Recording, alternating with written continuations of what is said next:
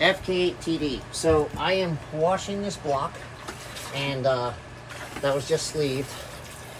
And basically what I'm doing here is getting hot soapy water to flow through some of the main bearings and oil galleys and stuff.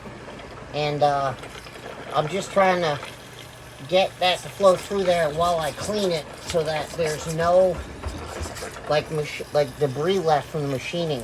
Because when you machine these, you are always going to have some sort of debris when you sleeve the block. So, and you can see it's a sleeve block here. So, but let me get back to this and stop the video so I can get this done quickly.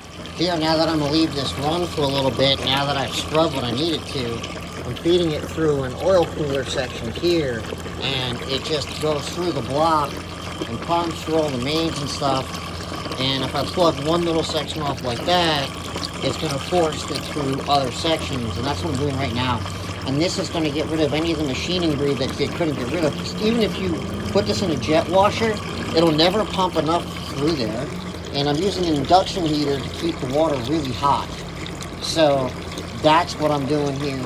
And as you obviously see, the soapy water is going to break up the trash. And then the biggest concern is getting the trash out of the oil galleys, because it comes out of here, all this area, from machining very easily. I rinsed it off. I put it in here for like 3 minutes, and look, you get surface rust. So I got to clean this off with WD-40 and then coat it with transfer. Right, so I quickly coated it with WD-40 and I watch.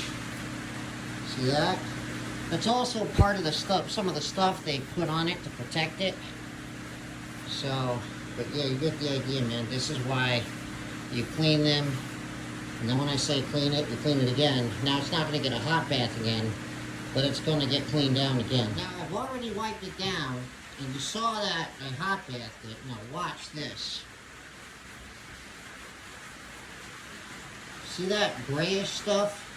That's actually the stone from them actually cutting it, and it stays in there. And even though you hot bath it, or you could jet wash it and all that stuff, you still, a lot of it stays in there. That's why the break-in period, the extra oil changes, and it's just in there. And it just, this is an old school trick, and you just keep doing this until you get nothing on there.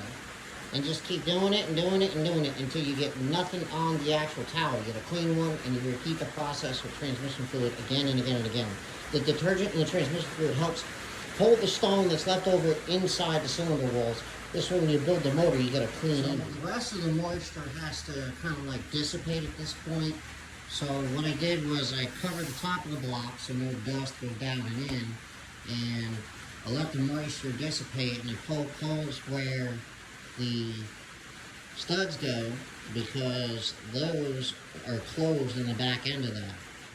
So, and I'll let this sit for 24 hours, let the moisture dissipate from it, and then I'll take it and I'll bag it till I'm ready to build it.